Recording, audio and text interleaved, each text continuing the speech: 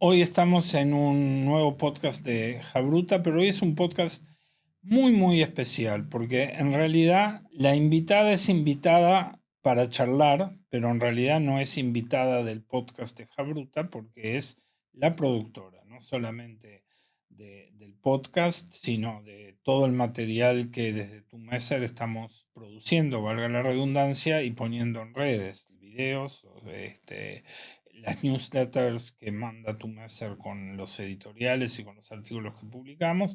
Así que estoy acá con mi querida Sofi Mació, que estamos trabajando juntos. ¿Cuánto ya hace, Sofi? Este año, ¿no? No, ya desde el año pasado. Ya desde el año Sí, sí, pasado. sí. Estoy tratando de acordarme cuál fue el primer video que hicimos juntos, pero fueron tantos que hicimos que no. Sí, yo. Creo que Rosh Hashanah ya Rosh hicimos. Hashanah Va a fue ser más un o menos que año. empezamos, sí, sí, porque la etapa anterior también había sido con Oli, había sido más o menos también desde Rosh Hashanah. Y bueno, la verdad que yo muy feliz de que hayas hoy podido hacerte un tiempo en tu nutrida agenda. Y la verdad que a mí me ha hecho muy bien en general toda esta experiencia. Primero de cambiar de medios, es decir, salir de la palabra escrita y solamente mandar un editorial o artículos para una cierta generación. Y especialmente estar en contacto con gente joven, gente muy joven, gente de la edad de mis hijos, incluso más joven como tú. Y creo que eso no solo abre puertas y trata de llevar esta conversación judía que trata de provocar tu Messer a otras generaciones, sino sobre todo a mí en lo personal me genera mucha motivación, porque la visión que tiene una persona de 30 y pocos años no es la misma que tiene una persona que está más cerca de los 70 años. Entonces, me parece que ha sido muy interesante y por eso me parecía lindo poder una vez hacer un podcast juntos y charlar algunos de los temas que son los que a mí me preocupan, son los que trato siempre de incluir en el material que estamos mandando. Entonces, antes de entrar más en tema, hay que dar espacio para que vos por lo menos te presentes. Ok, bueno, gracias a vos por invitarme de este lado, porque realmente estoy, como dijiste vos, del otro. Pero así como, por un lado es como una sorpresa o algo, también es normal para mí estar charlando contigo, pues es algo que hacemos muy seguido, cada vez Ujú. que nos juntamos a trabajar juntos. Nos falta el café, nos No, falta el espacio de no. intercambio. Hoy falta el Hoy falta el café, café, hoy mira, falta tenemos el que haber café, traído. falta el café. Pero no es raro estar nosotros charlando, así que también está como que es natural que nos encontremos acá. Y a modo de presentación, bueno, mi nombre, como dijiste, soy Sofi. Vamos a quedarnos en 30 y pocos, en verdad un poco más que pocos, pero vamos a quedarnos por ahí.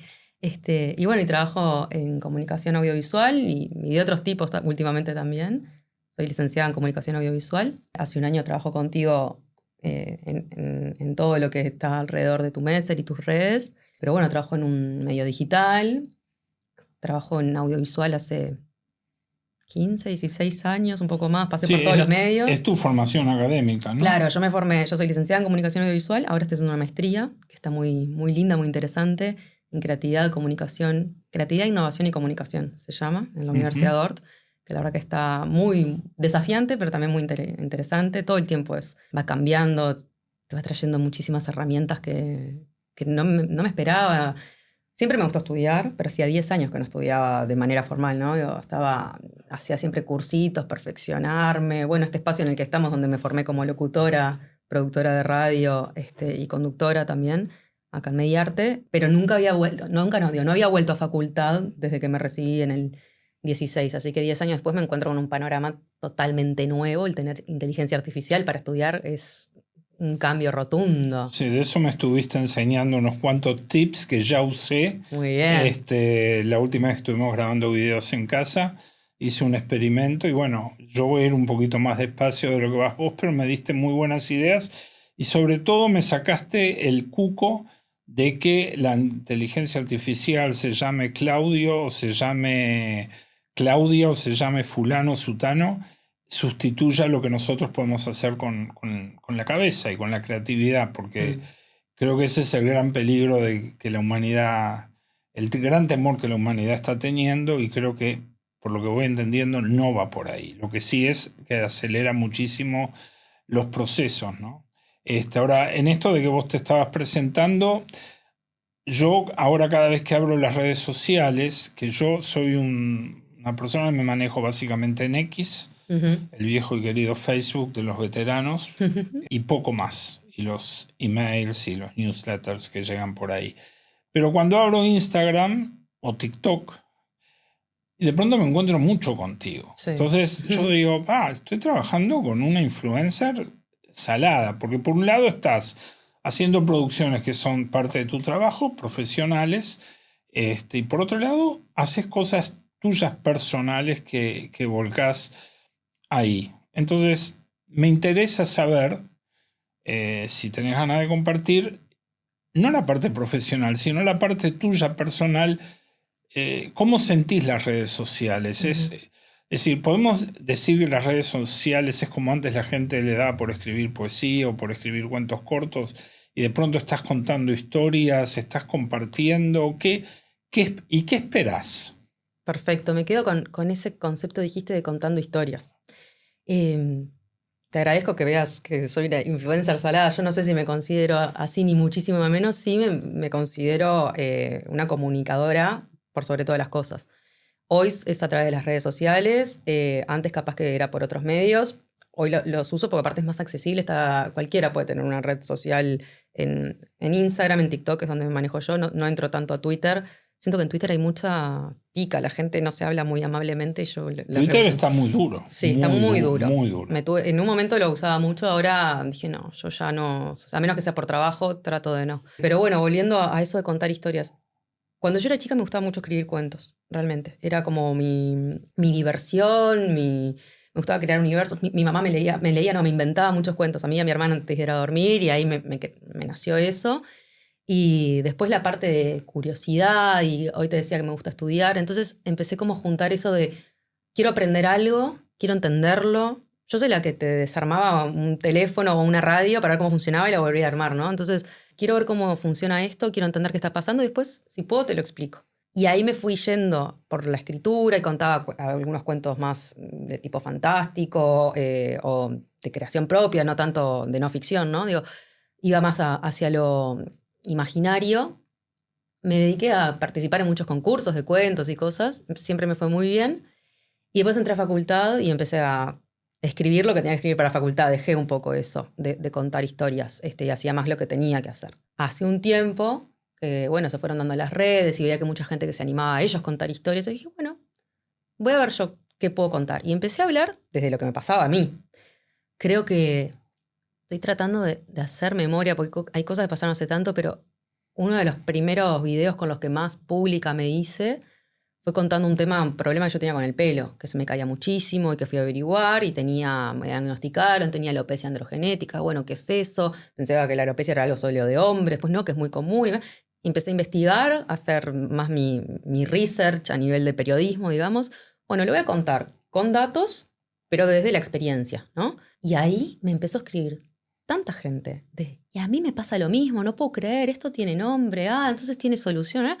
Y ahí me di cuenta, wow, a la gente le importan que les contemos cosas que capaz que uno, viste, no sé, lo hubieses contado en un cumple y hasta ahí, en una reunión familiar y tal. Y no pueden creer que yo hablara de algo, aparte hoy, que como que era medio tabú, ¿no? Entonces, vos pensás de alguna manera, porque una de las cosas que se critican hoy del tema de las redes es que estamos hipercomunicados, por ejemplo, WhatsApp, que te inunda la existencia y todo lo demás, y bueno, Instagram o lo que fue en su momento Facebook, es como que se pierde privacidad y todo lo demás. Pero por otro lado, por lo que vos me contás, podemos decir que genera comunidades. Para mí generó muchísimo, muchísimo en cuanto a comunidad. Y no creo que es pérdida de privacidad. A mí no es que me filmaron a escondidas contando algo secreto y lo filtraron. Fui yo la que elegí qué quiero compartir y abrí puertas a conversaciones. Cuando me di cuenta que tenía un montón de gente que quería escuchar, dije, bueno, ¿qué otros aspectos de mi vida puedo compartir? Y ahí empezó el tema del judaísmo. Para mí el judaísmo es muy fuerte en mi vida, es gran parte de mi identidad, soy muy militante también. Y dije, bueno,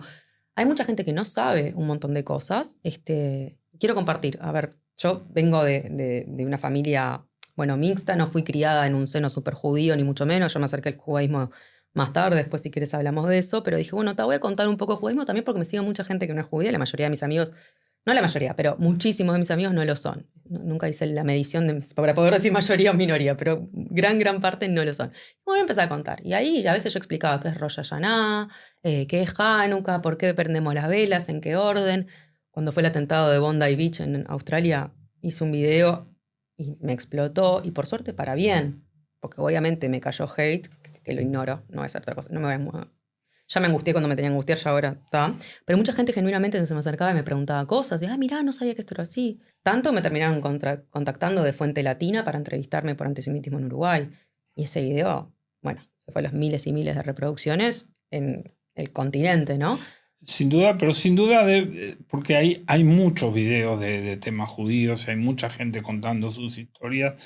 Debe haber también una cualidad inherente a vos, a tu forma de contar, a tu presencia, a tu forma de comunicar. Yo, vos sabés que mi gran consejero en este tema cuando empecé fue Ori Sherem, Claro. que trabaja en el rabinato del NSI, que cuando él llegó acá, Uruguay ya tenía 300.000 seguidores en TikTok. Yo lo seguía a Ori de TikTok antes que llegara a Uruguay. Y así como lo seguías vos, lo seguía el dueño de la pizzería donde fuimos a comer el día que lo conocimos. Y me dice, ese es Ori. Y yo digo, sí, ¿vos cómo lo conocés? Porque vos no sos de la Cole.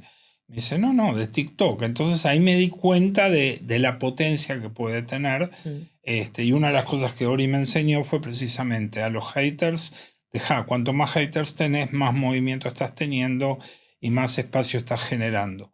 Y la razón por la cual yo le pedí ayuda a Ori, que bueno, me fue guiando, primero con Orly y ahora contigo, y con toda la idea, ¿no? Con toda la idea es justamente salir un poco de la generación de gente adulta, que nos vamos poniendo más viejas, para llegar a generaciones más jóvenes, que no es automático ni rápido, es algo que hay que irlo trabajando. Pero la pregunta que yo me hago es por qué una joven como vos, que no le falta trabajo, que esto no le cambia la vida desde el punto de vista de ingresos, vos podés trabajar en muchos lugares y donde elijas trabajar, por suerte.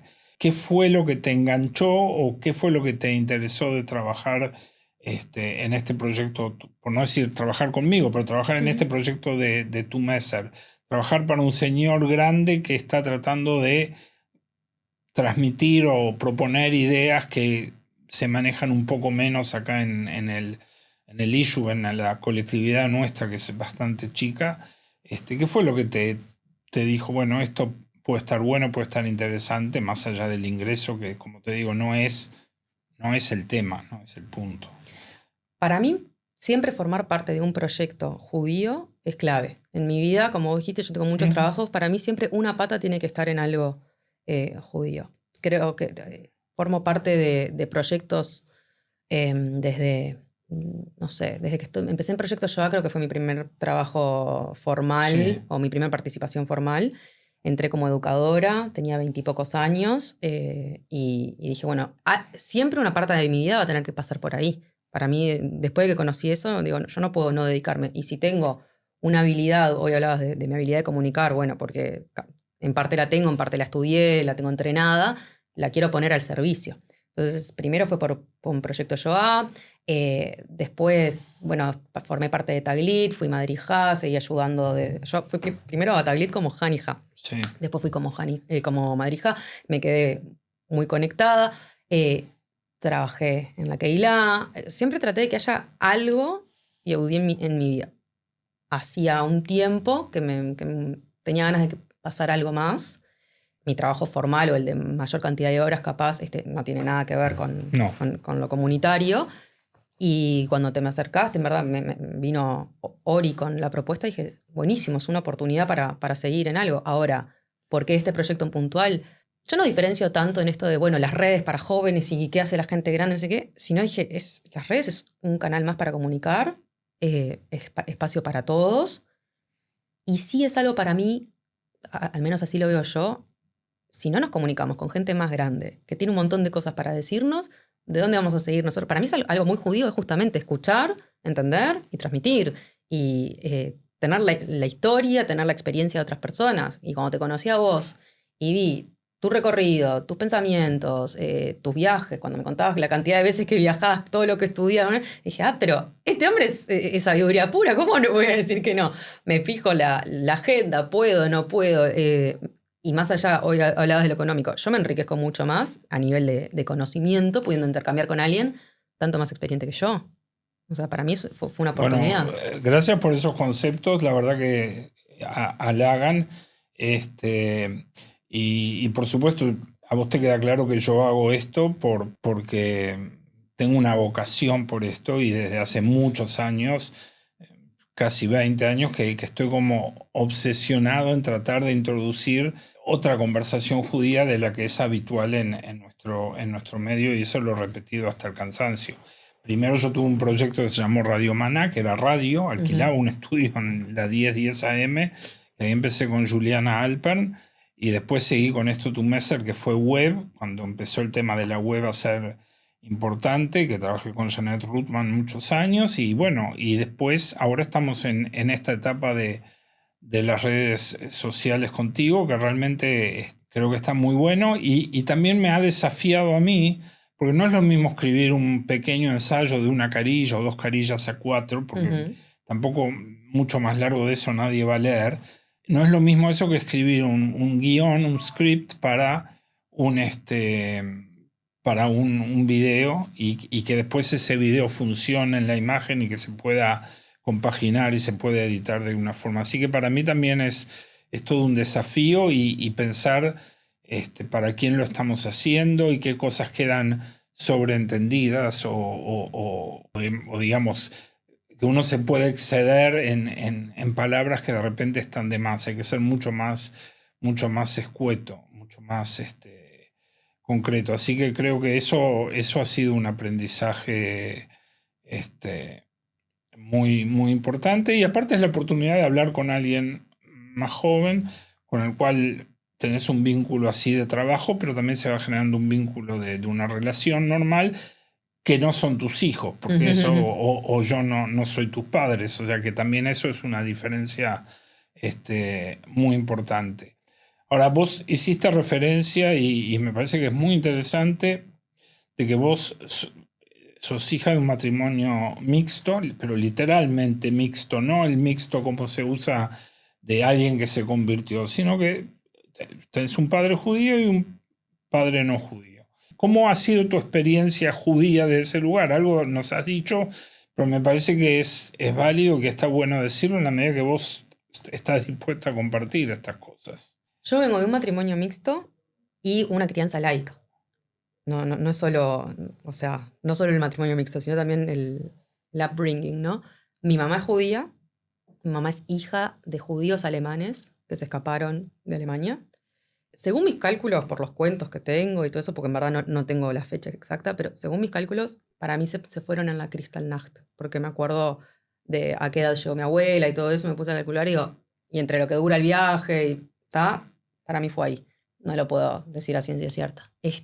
Primero pasaron por Italia y después llegaron acá. Y los dos se conocieron acá. No es que vinieron juntos ni nada. Tus abuelos alemanes. Abuelos alemanes, padres de mi mamá. De tu mamá. Mi abuela vino escondida en un barco de polizón. Se hizo amiga de un matrimonio que estaba a bordo y le pasaban comida. O sea, muy así. Mi abuela, que era topísima, idiomas, casa de afuera, cosas, su papá juez, y vino acá y se puso a cuidar señoras mayores. Y acá conoció a su marido, a mi abuelo, que ella era mi oma. Como vos también, oma y opa. Yo sí, también bueno. tuve un oma y una opa. Por eso. Una opa y una oma. Exacto. Bueno, ella era mi oma, que la tuve hasta mis 20 y pico. Ya estaba en facultad cuando ella falleció. Pero mi abuelo no lo conocí porque él era mucho mayor que mi abuela. Y se conocieron acá. Y bueno, tuvieron primero a mi tío, lo criaron dentro del judaísmo, bar mitzvah, todo, pero mi mamá nació 10 años después. Y ahí ya no había abuelos para ella, o fallecieron enseguida. Y ahí mis abuelos lo que dijeron fue, somos uruguayos, chao, escuela pública, liceo público. Y entonces, después cuando yo me acerqué, me estoy haciendo como un flash forward en este momento, pero cuando empecé a aprender más de judaísmo y se lo llevo a mi madre a casa y le empiezo a contar, me dice, pero en mi casa se hacía eso. Pero mamá no distinguía mucho que era alemán, que era judío. Tenía, obviamente, mis abuelos tenían amigos judíos. Mi mamá después fue al Goethe, porque ella se crió, primero le enseñaron alemán antes que español. Cuando fue al Goethe como para estudiar y perfeccionar y también incluso después poder dar a ella clases, decía cosas que la profesora quedaba mirando. Mi mamá lo que estaba hablando era yiddish, pero no sabía, ¿entendés? O sea, como que tuvo mucha cosa, capaz que judía, salpicada sin saber que era judía. O sea, sin saber, quiero decir, sin que le dijeran esto es judío y esto es, ¿no? Entonces, bueno. Y mi mamá se casó con mi papá, que no es judío, y que capaz que en lo de mis abuelos había una cruz arriba de la cama, pero no es que fueran a la iglesia, mucho menos, digo. Ta.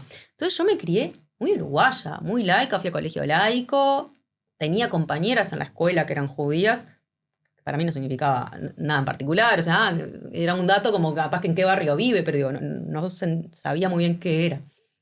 Tengo una gran amiga de la escuela que me acuerdo que fui a su bat mitzvah y fue como mi primer cosa y me cantó una canción de Rosh Hashanah, fue lo primero que aprendí, pero tampoco sabía lo que estaba diciendo. Y yo me acuerdo que cantaba Shana Tova, Shana Tova, y no tenía idea qué estaba diciendo, pero es como una melodía que me quedó. Después ya entré en el liceo y empecé a tener un poquito más de contacto y amigos. Siempre todos colegios laicos, ¿no? Cuando hablo de colegios parece que me cambiaron 1000 veces por problemas, pero era porque el colegio terminaba y no tenía liceo, me tuve que cambiar un liceo, después no tenía quinto y sexto, bueno, me fui cambiando. A los 16 me acuerdo que nos mandaron a hacer un árbol genealógico en la escuela, en el liceo, de entrevistar, ¿no? A tus abuelos. Entonces fui a lo de mis abuelos paternos, los entrevisté, me contaron, ellos son hijos de italianos, entonces me contaron la migración y cómo llegaron. Una historia muy interesante. Tuvieron a mi papá y 3 hijos más. Y cuando voy a mi abuela y me cuenta todo lo que me cuenta, digo, ¿qué? Y yo no estoy haciendo nada con... Y que escapó, y que cómo era su casa, y que porque éramos judíos. Pero entonces, y ahí fue como, tengo que empezar a investigar más. Y ahí le pedí a mi mamá si me regalaba un Magen David para ponerme de cadenita cuando tenía 16. Y a los 17, 18 por ahí conozco una íntima amiga que la adoro, Caro Sinovich, de que la conozco a través de otros amigos, y me dice, ¿pero y vos? ¿Nunca tuviste un Shabbat? ¿Nunca tuviste una cena de Pesaj? ¿Nunca? No, ya venís para casa. Poco más que me adoptaron.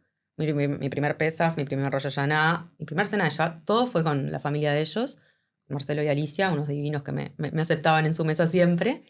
Y dije, esto es espectacular, yo tengo que aprender, ¿eh? Y ahí empecé en modo, como te dije hoy más temprano, averiguar, entender, comprender, y lo llevaba a casa. Pero la pregunta es, digamos, estaba en la cultura, estaba guardado, estaba un poco tapado, estaba en la genética, estaba en los genes, es decir, sos hija de una madre judía, alágicamente cumplís con los requisitos, que no es un tema menor para mucha gente que tiene historias parecidas para vos, parecidas a la tuya. Ahora, hay algo que te hizo elegir. Sí. Es decir, algo te hizo elegir, este es el camino que yo voy a seguir, porque esto que vos me decís, yo tengo que tener en toda mi actividad, yo tengo que tener una pata de mi estructura puesta en lo judío. Eso es una elección. Sí, yo creo que es una mezcla de cosas. Por una es honrar la vida de mis abuelos. Uh-huh. No es que no me interese la vida de mis otros abuelos, ni mucho menos, pero digo, los sacrificios que ellos tuvieron que hacer, que querían quitarles la identidad y que pretendía que dejaran de ser quienes eran, eso no quiero dar esa victoria, esa batalla de, bueno, los amenazaron, dijeron, no, tú no puedes ser así, entonces vamos a cortar con esto. No, ellos eran como eran, en un tiempo se censuraron, entiendo que no era lo que querían, porque antes del Holocausto, digo, eran judíos, practicantes, felices y orgullosos y interpreto que, digo, se vieron reprimidos, porque hubo otros que salieron muy embanderados, ellos fueron de los que se callaron. Digo, no, yo estoy acá para...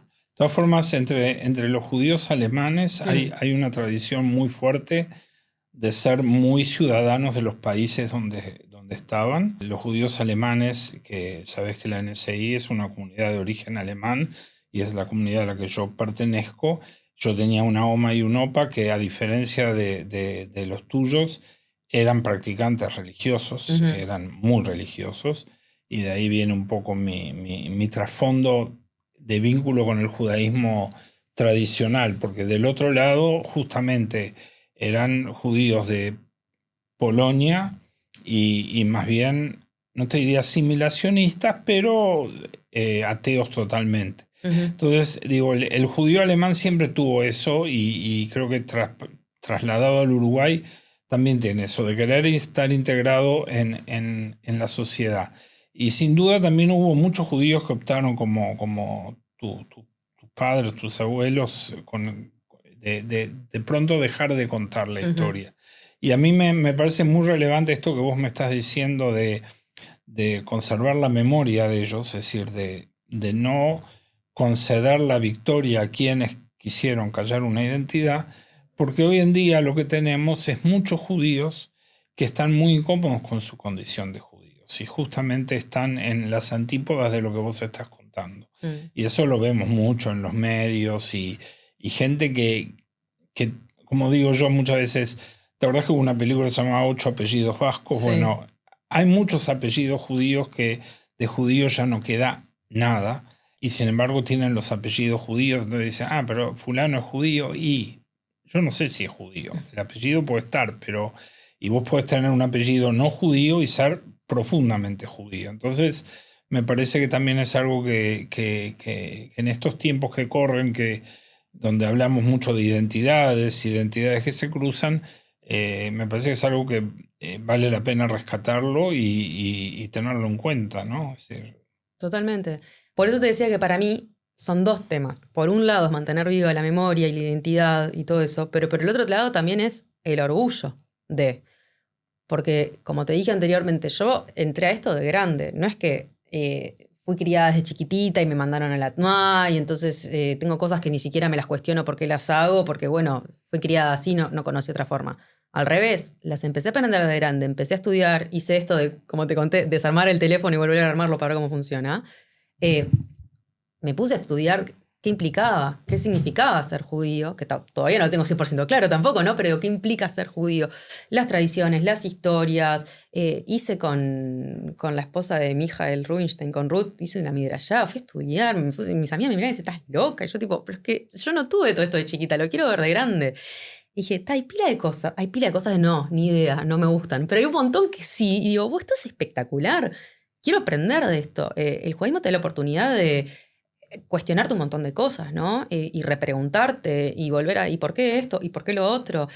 Y empezás a estudiar, hay tanto conocimiento, y esto que te decía también de escuchar a los más grandes, ¿no? Y por eso también las ganas de trabajar contigo, por eso es un poco mayor que yo, no te estoy tirando palitos, pero de, bastante, vamos a pero estudiar y vamos a preguntar, ¿eh? Entonces cuando combiné ¿quiénes eran mis abuelos? ¿Qué promulgaban ellos? ¿Qué significa esta identidad? Me gusta, vamos a hacerlo. Entonces, para mí está bueno a veces hacer un parate y replantearte. Yo lo tuve de grande te estoy hablando de 17, 18, 20, 25, 30 ahí. O sea, capaz que a veces hay algunos que ya te digo, ni se lo cuestionan porque es obvio, en la casa era así. Y a veces hay gente, siento como estabas metido podrido este tema, no sé qué, porque lo escucho de chiquito. Bueno, cuando te pasa eso, primero es válido no tener ganas, porque eso te criaste ahí, después de grande decir, no me pinta. Pero después también es, bueno, a ver, ¿qué sí me interesa? Es tan amplio el judaísmo y hay tantas posturas y es tan plural. Yo estoy segura que todos vamos a encontrar nuestra forma de... Y también hay etapas de la vida, porque los 17, 18 años es un momento de descubrimientos, ni que hablar que la adolescencia, pero digamos, antes de entrar a la facultad, abrir los horizontes, todo lo demás, sumado a estas historias personales que cada uno trae. Pero también te hablo de edades que pasás después de los 50 años, que te arrimas a los 60, que pasás, que empezás a plantearte dejar de trabajar o dejar de estar tan activo, que tus propios hijos han crecido, y ahí de pronto también el judaísmo empieza a adquirir otra dimensión, la vida comunitaria empieza a adquirir otra dimensión. Yo soy lo opuesto a vos, yo me crié en la escuela integral, yo me crié en el marco del Hazit Noar, yo me fui a Israel muy joven, estudié en Israel, volví, después armé una vida acá en Uruguay, es decir, es un proceso inverso. Yo descubrí el Uruguay de adulto, pero también descubrí el judaísmo rabínico, lo que yo llamo el judaísmo más de sinagoga, de comunidad, lo descubrí de adulto a raíz de tener que dar un marco para mis hijos y para mi familia. Entonces, creo que las historias se cruzan todo el tiempo y creo que también eso, y es un poco a modo de ir redondeando algunas ideas, es también el valor de lo que tratamos de hacer de estos espacios de tu mesa, ya sea escribiendo una editorial o trayendo ideas diferentes como traemos traducidas. O sea, es pensar la cosa desde fuera, un poco fuera del gueto que tenemos en Montevideo y que tiene cualquier comunidad. Claro, en Buenos Aires de repente tenés muchos guetos y en Nueva York tenés mucho más guetos. Pero bueno, justamente es poder escuchar diferentes voces, y es lo que se llama la tradición interpretativa, y de poder seguir construyendo un judaísmo relevante, porque en definitiva lo que vos me estás contando es que este judaísmo que vos elegís vivir es un judaísmo relevante para vos, y bueno, y de esa forma se sigue un proceso, y vos me aportás a mí, yo te aporto a vos, y lo mismo se va distribuyendo y dispersando por distintas personas. Una vez que alguien entra en tu vida o se atraviesa en tu vida se modifica por eso y sigue para adelante. Así que, bueno, me parece muy relevante la conversación y que hayamos tenido la oportunidad de tenerla en cámara y grabándola y para compartirla, que bueno, porque nosotros hemos charlado mucho, como decís vos, después de grabar los videos nos quedamos tomando un café, pero me parecía interesante una vez contarle un poco a la gente de qué hablamos y por qué estamos acá haciendo juntos estas cosas. Me encanta y bueno, ojalá más gente siga leyéndote, escuchando, comentando, Bueno, interactuando, eso así es que parte del trabajo que hagamos, de seguir encontrando. Yo siempre digo, yo trato de invitar gente acá que me resulte afín, que yo sienta que puedo tener una buena conversación. La idea no es entrevistar, la idea es charlar ciertos temas. Hubo momentos que el tema Israel y el 7 de octubre, los rehenes era como muy actual. Hoy podemos ya pasar a otros planos, podemos ahora van a venir las fiestas de Rosh Hashanah, justamente Yom Kippur, vamos a ir más por ese camino, pero, pero bueno, pensar un poco los grandes temas que como judíos montevideanos, uruguayos nos preocupan y nos ocupan. Así que, bueno, otra vez más, Sofi, muchas gracias por venir hasta acá y muchas gracias por acompañarme en este camino. gracias por invitarme.